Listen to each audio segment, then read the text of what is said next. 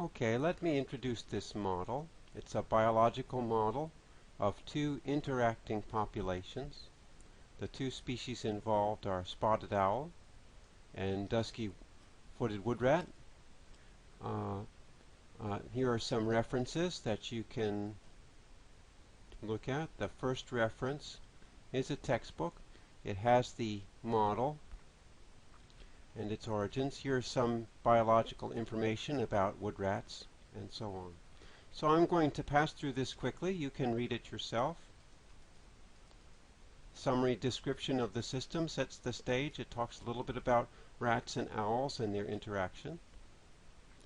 We want to express this system of interacting populations mathematically, so we introduce two variables, OK and RK. K is an index. When we start out at month 0, that's O0 and R0. At month 1, it's O1 and R1. Month 2 is O2 and R2, etc. So OK represents, as it says, the population of owls at month K. RK is the population of rats. Notice this is measured in thousands. Okay, so if I say RK equals 1, that means there are 1,000 rats. Of course, there are many more rats than owls. Okay, here's one particular example of the type of equation we're using. And this section explains the significance of the different coefficients. So you can read through this. I think it's clear. We can express this system of equations in simplified format using matrices. This is mathematically more compact, and in some ways it gives more mathematical insight because we can use properties of matrices to investigate properties of the system. Okay. All right, here's some more background information. So you should know how to deal with matrices, multiply matrices and vectors, and so on.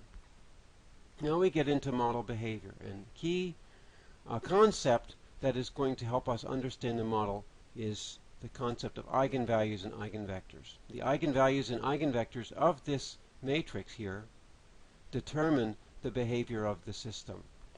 If you are a little rusty on eigenvalues and eigenvalues, I've given eigenvalues and eigenvectors rather. I've given some references here. You can watch a video, and here's a text reference that you can get on the web. Okay. So in order to understand this model, I do an in-depth analysis of one particular special case with this matrix here. All right. As I mentioned, we need to find the eigenvalues and eigenvectors. This is the standard way of finding eigenvalues. This equation, you should know what determinant is. And A minus lambda I take this matrix minus lambda times the identity matrix. So, for instance, if I wanted to take A minus lambda I, that would be equal to 0.8 minus lambda, and then this would be 0.1, and then this would be minus 0.104, and the last entry would be 0.5 minus lambda. And in order to find the eigenvalues lambda, I would take the determinant of this 2 by 2 matrix. If you remember, the determinant of a 2 by 2 matrix is the diagonal entries multiplied together minus the off-diagonal entries multiplied together. This equation can be expressed conveniently in terms of the trace and determinant of matrix A. The trace of A is the sum of diagonal entries, this plus this. The determinant, as we mentioned, is this times this minus this times this. Okay, so this explains that equation that determines the eigenvalues. It is a quadratic equation, so there are two solutions. And for each lambda, for each eigenvalue lambda, there's a different eigenvector. There's some arbitrariness in the choice of eigenvector, as it explains here. So we work through a computation here and find the eigenvectors as follows.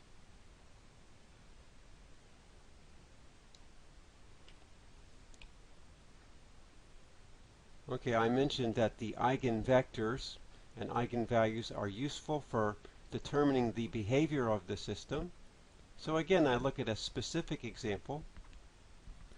This model talks about two populations. So let's take a particular example of starting populations. I suppose I start with 20 owls and 5,000 rats. The way to understand how this system evolves is to write this starting vector as a linear combination of the two eigenvectors. I can find this linear combination by solving a system of two linear equations. And the result, well, I don't actually give the result, but it's possible to find these constants using this formula.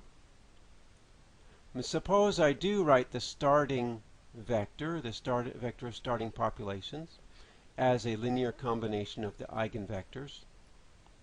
If I work through this and go step by step, we find that the populations at time n will have the form specified by this equation. 0.54 to the nth power times c1 v1. Again, v1 is the first eigenvector, plus 0.76 to the n times c2 v2. v2 is the second eigenvector. Notice that this 0.54 and this 0.76 are the eigenvectors. And since they're less than 1, both terms are becoming smaller and smaller. So what does that mean? 6xn is the population vector that gives population of owls and population of rats. In fact, in this current system, both populations are shrinking towards 0. Okay. So that shows in this graph here.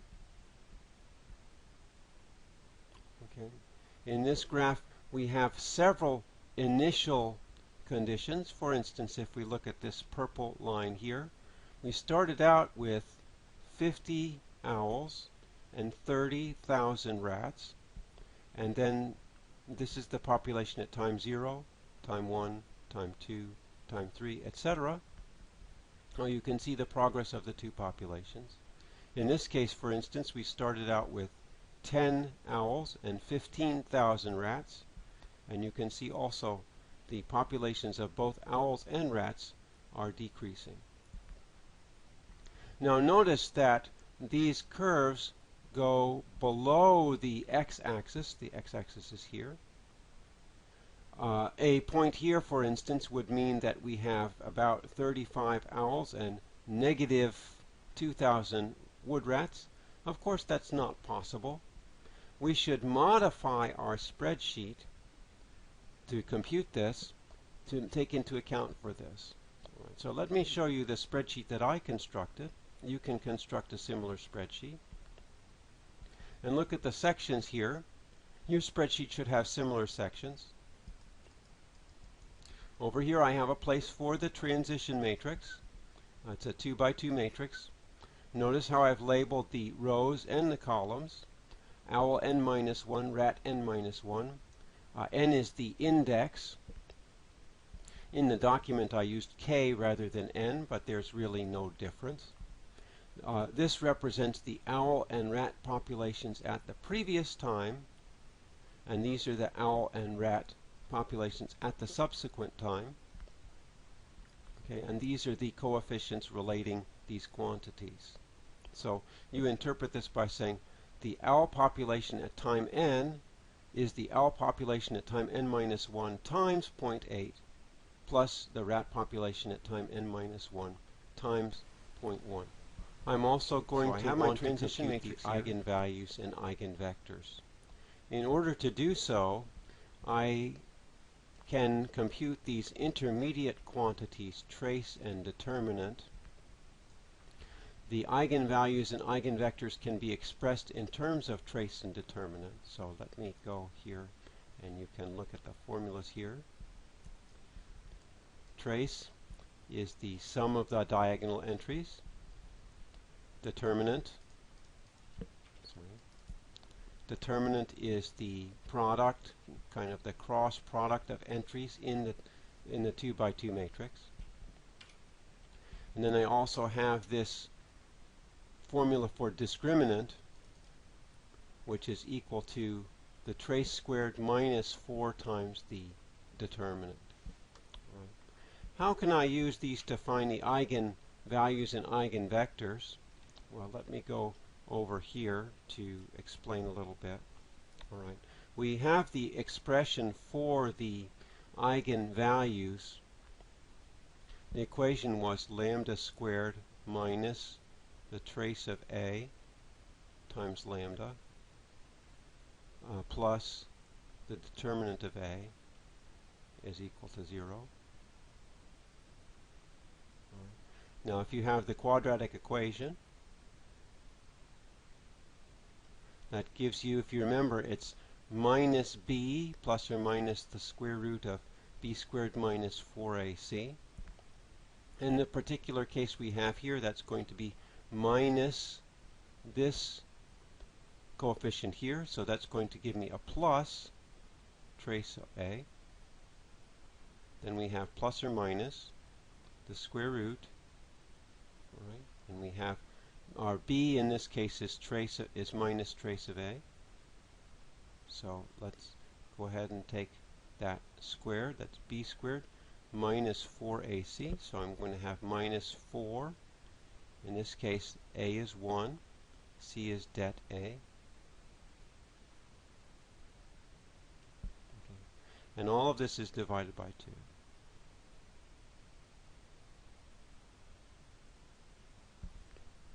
And these are my two values of lambda, lambda 1 and lambda 2. So notice that there are two cases here, depending on whether this value here is positive or negative. This value under the square root is what I call the discriminant, so we could rewrite this as the trace of a plus or minus the square root. Let's just call it the discriminant of a, and all of this is over 2. I'll put a 2 there, and I'll put a 2 here. Okay. So there are really two cases. Okay. So this is going to be equal to the trace of a over 2 plus or minus the square root of the discriminant of a over 2 if the discriminant of a is bigger than 0. I could say bigger than or equal to 0.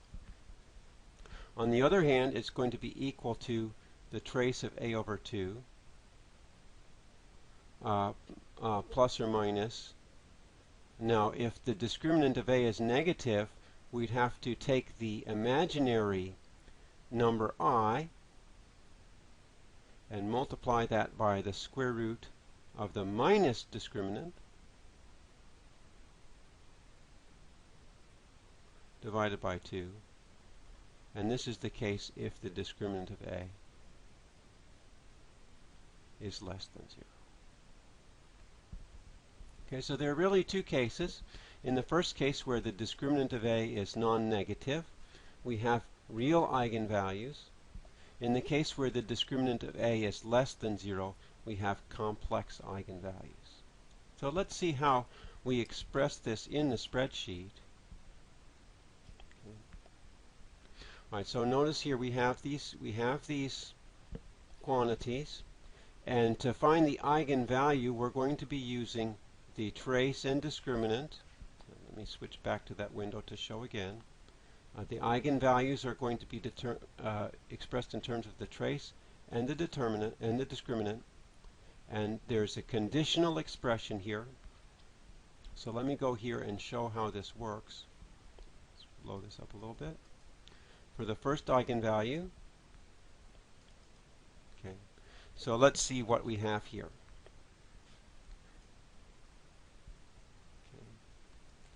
Look at this formula here. I start out with a equals because in spreadsheets you always begin every formula with the equals. This first term is trace over 2. Notice B15 is the trace. It's in blue here, it's in blue here, so we do have the trace over 2. Then I'm taking the first eigenvalue. In the expression here there's a plus or minus. So my first eigenvalue, I'm taking the minus part. Okay, so that's why I have a minus here. And here I have a conditional statement. Okay. Now, there are two possibilities depending on whether the discriminant is positive or not. So here I'm taking the case where the discriminant B17 is bigger than or equal to 0. In the case where B17 is bigger than or equal to 0, I know that I need to subtract the square root of the discriminant divided by 2. That reflects this formula here, that if the discriminant is greater than or equal to 0, I need to plus or minus discriminant of a over 2. Now in the case where the discriminant of a is not greater than or equal to 0, the real part of the eigenvalue is simply trace a over 2. The second part contributes 0. So if you see what I have here, that if the discriminant is greater than or equal to 0, I take the square root of the discriminant divided by 2, and if not, I take 0. So that's the syntax of this if statement.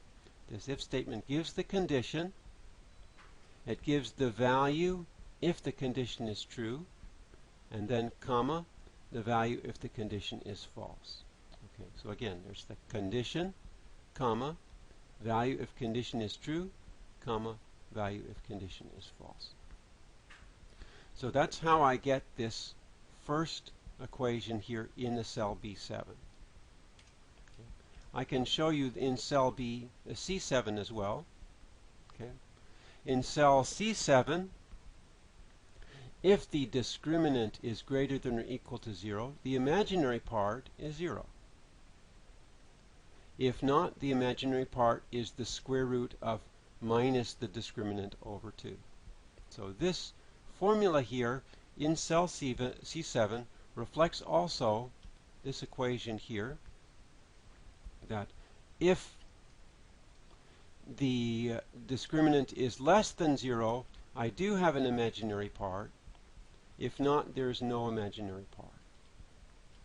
Okay, so that's how this works here. Again, the conditional statement equals, because it's a formula, if to express the condition. Here is the actual condition, discriminant greater than or equal to 0. If the discriminant is greater than or equal to 0, I have an imaginary part 0.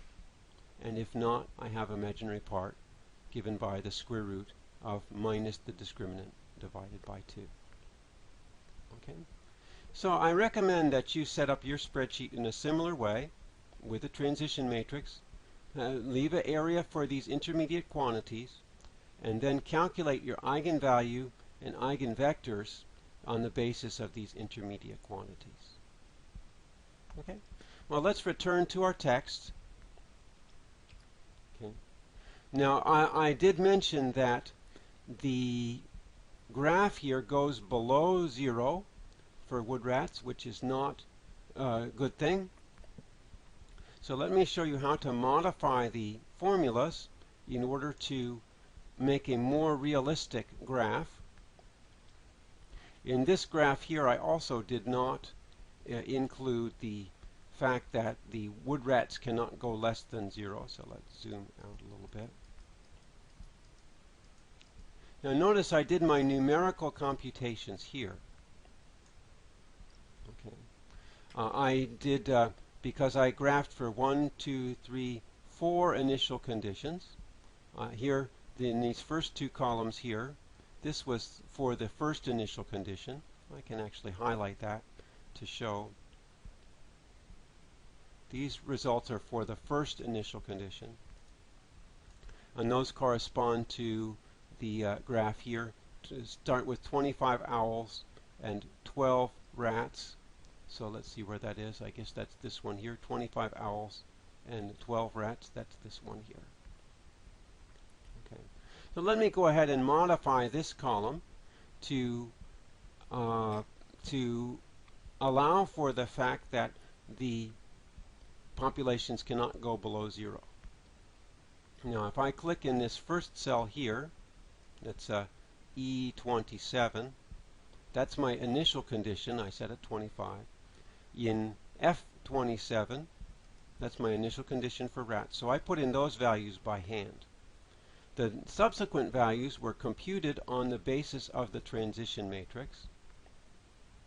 So let me click here and you can see. I guess I'll zoom in a little bit. Okay. Notice that I have B3 times E27 plus C3 times F27. The B3 has dollar signs on it. This expresses the fact that this is a fixed reference. Okay, and let me go back up to B3. Whoops. Okay. All right. So B3 was this entry of the matrix times, let's see, there's times E27. E27 was the previous population of owls. And I have plus C3 times F27. Let me zoom out again so you can see this more clearly. And I'll click this here again. Okay. So you can do this by the colors. B3 was the first entry of the matrix times the owl population plus the C3 is the entry of the matrix over here times the rat population. And that reflects my formula for the population. I'll just go back here and show you that again. That's the same form of equation as I have here. That the subsequent population of owls is related to the previous population of owls and rats through the transition matrix. Okay, so that's my first entry here. So that gives my subsequent owls. Let me just show you my subsequent rats as well. You can see by the color that now I'm using the second row of the matrix, multiplying the first entry times the population of owls plus the second entry times population of rats. So that's all well and good. Now the problem, of course, is that this doesn't take into account that the populations could go below 0. So let me take that into account. I'm going to want to change this by introducing the if statement again. Okay. Now, in the case where this value is greater than or equal to 0, then this is the value that I want. So let me go ahead and type this condition. The condition is that this is greater than or equal to 0. In that case, this is the correct value. So I'm going to go ahead and select this. Sorry. Let's go ahead and select this. And I'm going to copy. You can do copy by pressing down Control and hitting the C. That's the copy function. So I've copied this part of the equation, and I'm going to put that here. To paste, you hold down the Control and hit V. Okay, so again, in the case where this quantity is non-negative, this is the correct value, and if not, I want the population to be 0. Okay, so here's my modified equation that will prevent the population from going below 0. Okay, so that's my owl. So notice nothing has changed because the population computed was positive. So let me do it with the rats as well. Okay, I need to introduce an if here. Okay, now if this value is is non-negative, then this is the correct value. So I'm going to select this again. Okay, again, Control C gives me the copy. I click over here. Control V gives me the paste. And then the other case, when the value is not positive, I'm going to put a 0. Okay. All right. So I've modified these two equations, and what I want to do is continue this modification for the rest of the column. Okay. So what I want to do that is I will select this entire area here, and I want to fill down. Filling down will duplicate these formulas into the rest of the column. Okay, so I'm going to go to Edit, Fill Down. All right, now notice something. The rats have now gone to 0, which is exactly what I want. Before, the rats went below 0, but look at here. Now you can see how this one has been modified. When the rats hit 0, it stays at 0. Okay? So you can go ahead and modify the other columns in a similar way. Okay? So you can see the setup of my spreadsheet. You don't have to do it exactly the same way, but you do need to have the same information as detailed in the document. Okay? So let me go back to where we are.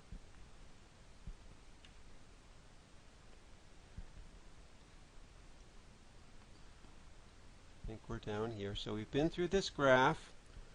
We've shown how to correct it. Okay. So whenever you do mathematical modeling, you also want to understand what the model is saying in practical terms. So I give an explanation here of why the behavior of the model is this way. Notice that in this model, no matter what the starting populations of owls and rats are, both populations go extinct. And here I explain that by saying, really, the birth rate of rats is too small. We need a larger birth rate of rats in order to sustain both populations.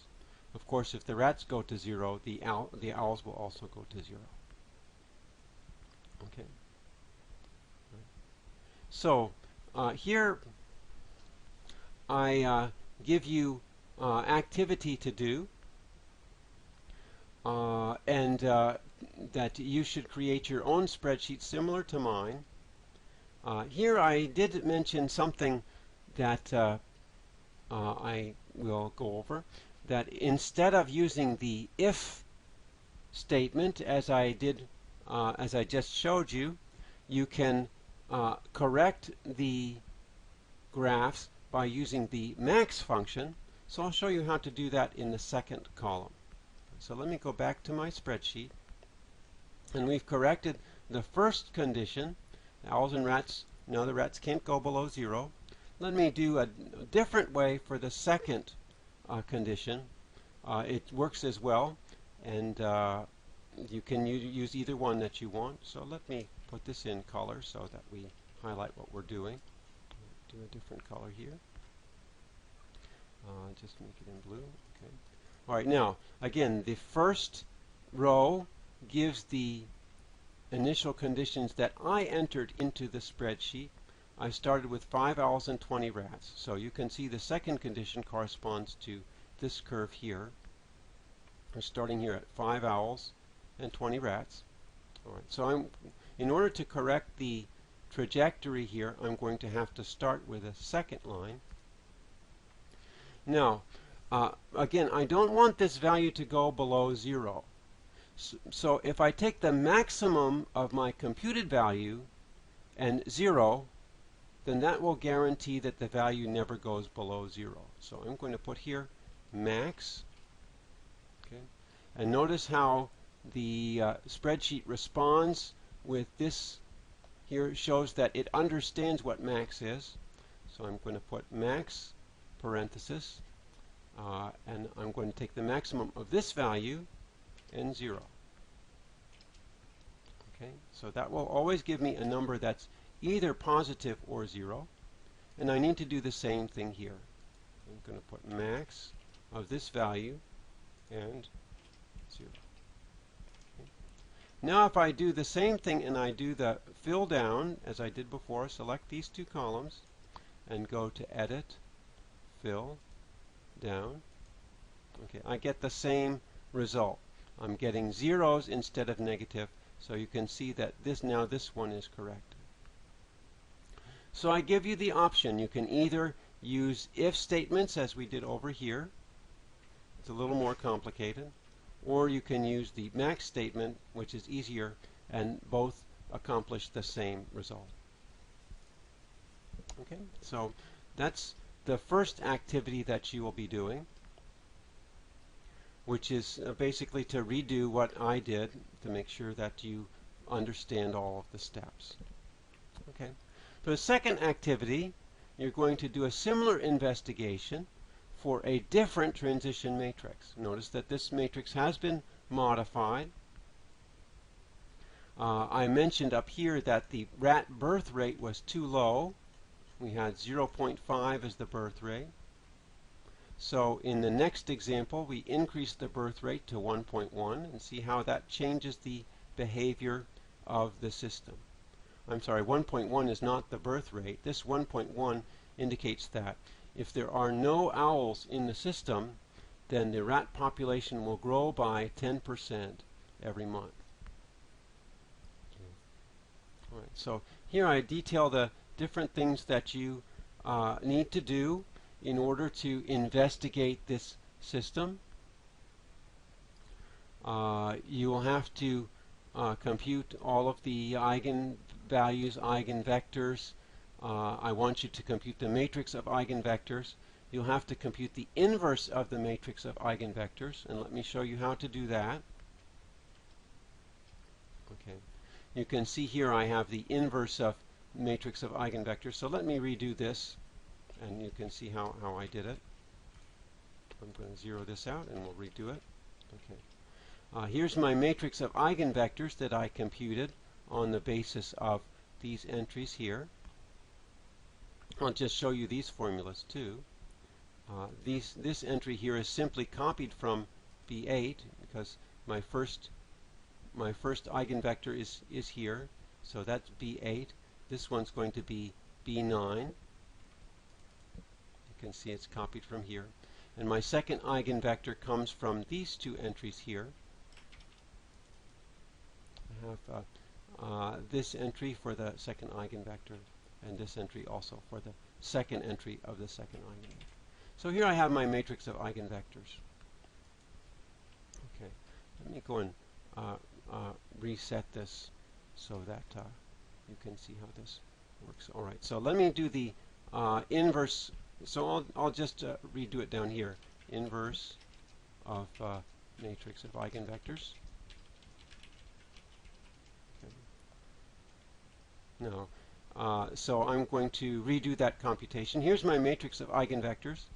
To find the inverse of a matrix, you need to first select the area where the inverse is going to go. Now I know my inverse is 2 by 2, so I'm going to select a 2 by 2 area here. To find the inverse, I have to type the spreadsheet function that gives me inverse.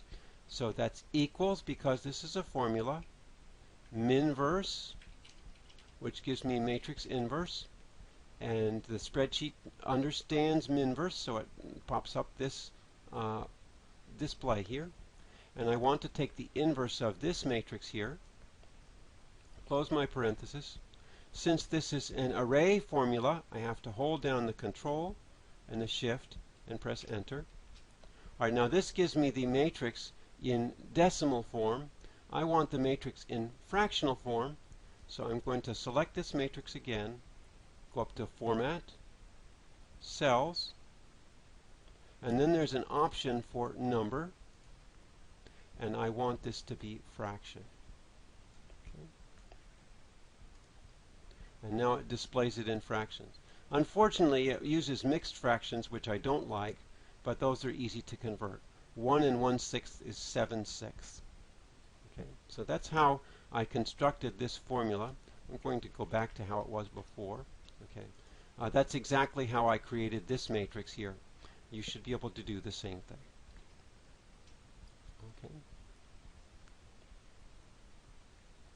All right. So here we know how to compute the inverse of the matrix of eigenvectors. Then create a graph similar to figure 1 that shows the evolution of owl and rat populations. Modify the spreadsheet so the populations are not allowed to be negative. All right, so this is the computational part of the activity. Then I want you to do some algebra, some mathematics to explain what you see in this spreadsheet. Okay. Let me see. Explain the practical significance, give the equation. So you can do this in a doc file. You can either type this out, or you can write it out and scan and then paste your scanned images into the doc file. But I would like a single doc file that's easier for me to read. Okay, so you could go step by step here. I think these are self-explanatory. And then I ask you to do several proofs.